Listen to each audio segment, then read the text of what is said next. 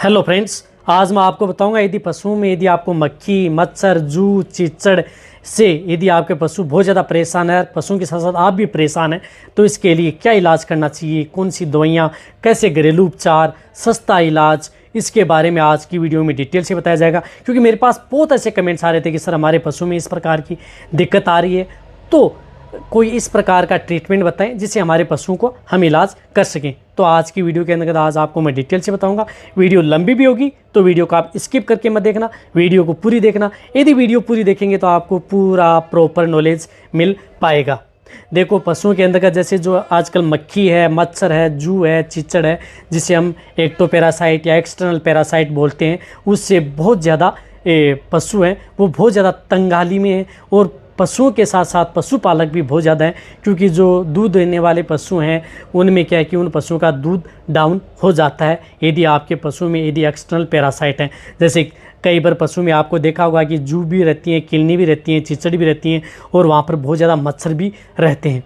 तो इससे क्या है कि जो ये क्या है कि बृहद परजीवी हैं, वैसे परजीवी हैं। तो परजीवी का मतलब है कि जो आपके पशुओं को जो दूसरों पर आश्रित रहते हैं, यानी परजीवी, कोई भी परजीवी हो वो दूसरों पर आश्रित रहता है। तो ये जो जू, चिचड़ है वो आपके पशुओं पर निर्भर रहती हैं। पशुओं पर निर्भर क्या रहती हैं कि आपके पशुओं का खून चूसती हैं या उनको स्किन पर इफेक्ट डालती हैं, तो आपके पशुओं में स्किन डिजीज़ भी बनना स्टार्ट हो जाती है और खून चूसती हैं।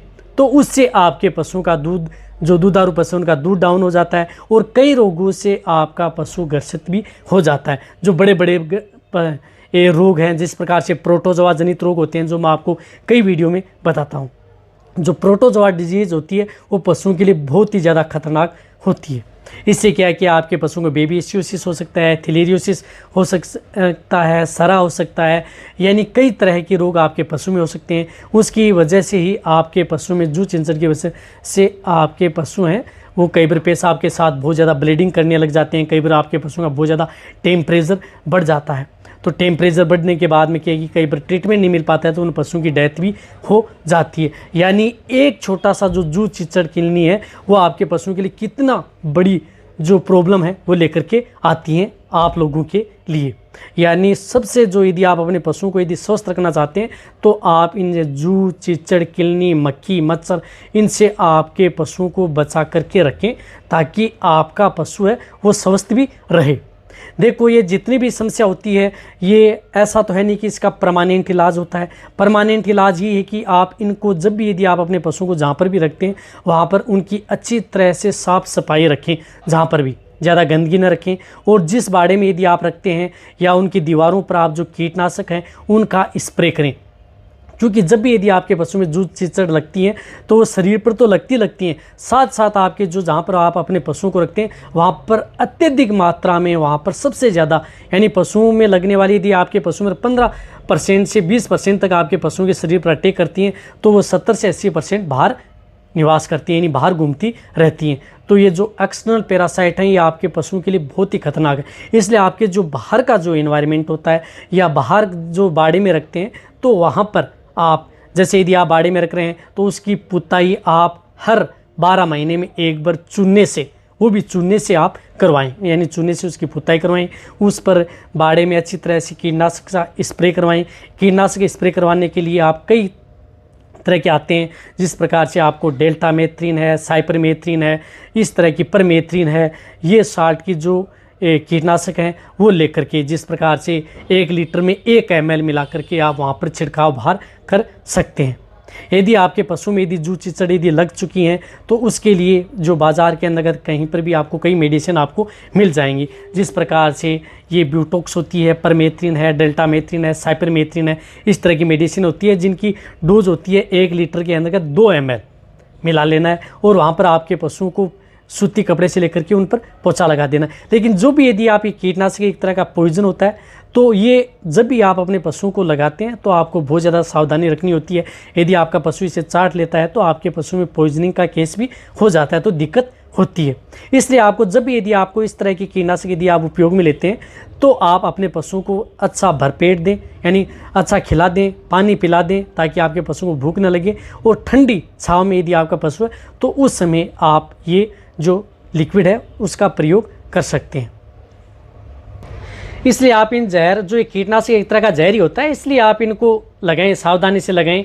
तो आप अपने पशु को कई इस प्रकार की सोप भी आती हैं, जो साबुन आती हैं, जिस प्रकार से परमेथ्रिन की, जिस प्रकार से इस तरह की साबुन आती हैं परमेथ्रिन या मैनकाइंड की आती है, जिस प्रकार से एक्सट्रिक, इस साबुन से भी आप उस पशु को, यदि आप ये मेड जो कीटनाशक लिक्विड है ये नहीं लगा सकते, तो आप इस साबुन से भी आप उन पशुओं को अच्छी तरह से नहला सकते हैं। उन पशुओं को नहला करके आप उन पशुओं पर कम से कम ये 10 मिनट तक आपके पशु में झाग ऊपर रहने चाहिए और फिर आप उस पशु को नहला दें।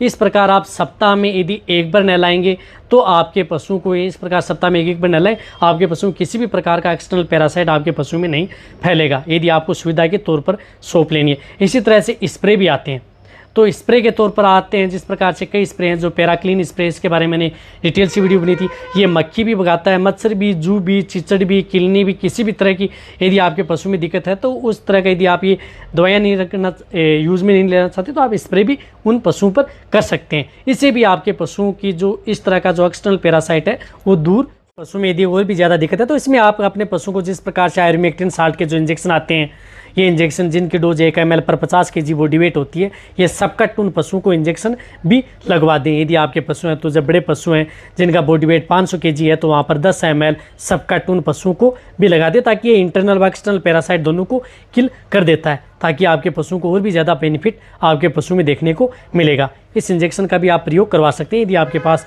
पशु चिकित्सक है उससे। यानी ये तो मैं लगभग आपकी वीडियो में बताता हूँ ये जो एक्सटर्नल पैरासाइट है। इसलिए यदि आप घरेलू के उपकरण के रूप में यूज़ में लेना चाहते, हर घर में, हमारे घर में या जो भी पशु रखते हैं वहाँ पर नीम आपको मिल जाता है। तो नीम की जो पत्तियाँ होती हैं वो उनको भी आप, यदि आपके पशु में इस प्रकार की यदि दिक्कत है, यदि आप ज़्यादा मेहनत नहीं करना चाहते, तो जो नीम की पत्तियां होती हैं आप उनको भी पशुओं पर रगड़ सकते हैं। यानी उन पशुओं पर जो नीम की पत्तियां ला करके और उन पर आप ग्रूमिंग की तरह से, जिस प्रकार से पशुओं की ग्रूमिंग या खास खुजली की जाती है, तो नीम की पत्तियों से आप उनकी खास खुजली भी कर सकते हैं, ताकि उसे एक्सटर्नल जो पैरासाइट है वो उन पशुओं पर न फैले। या यदि आपको नीम से नहलाना है तो आप जो नीम की पत्तियां ला करके आप उसे गर्म कर लें, अच्छी तरह से गर्म करके आप जो ये पानी और उसको पानी को छान लें, और उस पानी से भी आप उन पशुओं को या सूती कपड़े से उनकी अच्छी तरह से मालिश या उस पर मसाज के तौर पर कर सकते हैं, या उसको उसके साथ नहला भी सकते हैं नीम से। या जिस प्रकार से आप कई तरह की और भी जो घरेलू नुस्खे आते हैं उसके बारे में जो अपना चैनल है विजेंद्र वेटकेयर, उस पर एक वीडियो बनाई हुई थी जू चिचड़ के लिए, तो वो भी अपना सकते हैं। यानी नीम का यदि आप प्रयोग कर सकते हैं। एक और बताना चाहता हूँ कि आप जो मक्खी मच्छर भगाने के लिए जो आप धुएँ का प्रयोग करते हैं, जो घास जलाते हैं, धुआं करते हैं, तो उससे आप बचें। क्योंकि यदि आप जो बाहर यदि आप अपने पशुओं को रखते हैं तो आप कर सकते हैं यदि मच्छर को भगाने के लिए, लेकिन इंटरनल जो यदि आप पशुओं को बाड़े में रखते हैं तो इस तरह का प्रयोग न करें, क्योंकि वैसे भी पशु कार्बन डाइऑक्साइड छोड़ते हैं और वैसे भी कार्बन डाइऑक्साइड ज़्यादा हो जाएगी तो पशु में ज़्यादा दिक्कत देने लग जाएगी। यदि खुले वातावरण में रखते हैं तो यदि मच्छरों को भगाना तो कर सकते हैं, लेकिन बाड़े के अंदर इस तरह का न करें, क्योंकि पशु में कई तरह के रोग बनने लग जाते हैं। निमोनिया की शिकायत हो जाती है, रेस्पिरेटरी ट्रैक्ट इन्फेक्शन आपके पशु में देखने को मिल जाता है, तो उससे आप बच सकते हैं। वैसे यदि आप अपने पशुओं को यदि जिस प्रकार से नमक का घोल भी आप बना सकते हैं, जैसे आप पानी ले सकते हैं, पानी में आप नमक, जो सादा नमक आता है उसको घोल लें और उस पानी से भी आप उस पशुओं को नहला सकते हैं। और वो नहलाने के बाद में फिर आप उस पर और सादा पानी डालना है, नहीं तो वरना उसकी फिर जो स्किन है उस पर एक सफ़ेद सी परत बन जाएगी। उससे भी जो क्या है कि जो जू चिचड़ है वो हट जाती हैं। यानी जू चिचड़ हटाने के लिए आपको जो ये मैंने मेडिसिन, आपको जो घरेलू नुस्खा, ये आप अपना सकते हैं। और भी यदि घरेलू नुस्खा देखना तो अपना चैनल है दूसरा, वहाँ पर भी आप जा कर के देख सकते हैं। वैसे आने के लिए तो बहुत से ऐसी प्रकार की मेडिसिन आती हैं, बहुत इस प्रकार के लिक्विड साल्ट आते हैं, वीडियो बहुत लंबी हो जाएगी, इसलिए मैंने आपको शॉर्ट तरीके से बताने की कोशिश की है। यदि आपको ये मेरी वीडियो अच्छी लगी है तो नीचे जाके आप कमेंट में लिखें। मेरी वीडियो को आप अपने दोस्तों के साथ, पशुपालकों के साथ और मेरे जितने वेटरनरी स्टूडेंट हैं उनके साथ आप इस वीडियो को जितना हो सके शेयर करें। मेरी वीडियो को आप लाइक करें, आपके एक लाइक से मेरे को मोटिवेशन मिलता है और मैं आपके लिए अच्छी से अच्छी और नॉलेजेबल वीडियो आपके लिए हर समय ऐसे लाता रहूँगा। यदि आपने अभी भी इस चैनल को यदि सब्सक्राइब नहीं किया है तो सब्सक्राइब ज़रूर कर लें, क्योंकि सब्सक्राइब का आपका कोई पैसा लगने वाला नहीं है।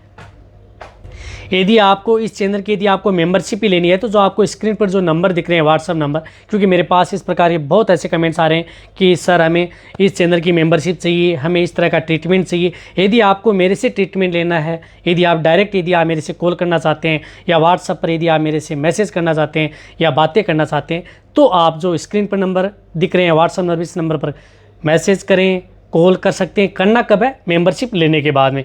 या इसका लिंक आपको डिस्क्रिप्शन में मिल जाएगा, किसका जो मोबाइल नंबर है वो आपको डिस्क्रिप्शन में दिए हुए, वहाँ पर भी आप जा कर के देख सकते हैं। और जो अपना चैनल है दूसरा, उस चैनल को भी आप सब्सक्राइब कर सकते हैं।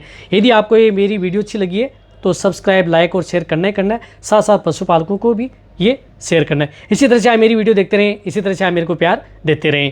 थैंक्स, धन्यवाद।